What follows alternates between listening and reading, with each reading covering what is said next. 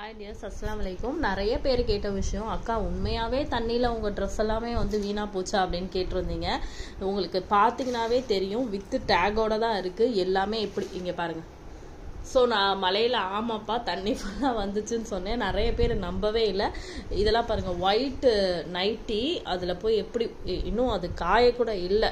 நான் ஆக்சுவலி எனக்கு எடுத்தேன், வீடியோ போடலாம்ல தண்ணி வந்தது அப்படின்னு சொன்னீங்க. நான் இப்படி இருக்கிற இந்த நிலைமையில போய் வீடியோ எப்படி போடுறது நீங்களே சொல்லுங்கள். ஸோ இது ஒரு காரணமாக மழை எப்படி வருங்க பாருங்கள்.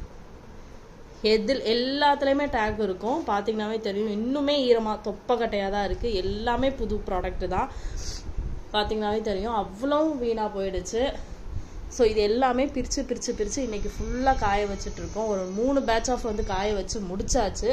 இப்போ இது ஃபைனலாக இது காய வச்சு இது ஒன்றுமே பண்ண முடியாது. இந்த ஒரு 10,000 ப்ராடக்டை என்ன பண்ணுறது அப்படின்னு பார்த்தீங்கன்னா, ஏதாவது ஆசிரமம் இல்லை ஏதாவது ஹெல்ப் யாராவது கேட்பாங்க பார்த்தீங்களா, அவங்களுக்கு அந்த மாதிரி தான் கொடுக்க முடியுமே தவிர்த்து எதுவுமே பண்ண முடியாது. உங்களுக்கு எப்படி இதை காமிக்கிறதுன்னு தெரில. ஒரு குட்டி வீடியோவாக போடணும்னு தோணுச்சு.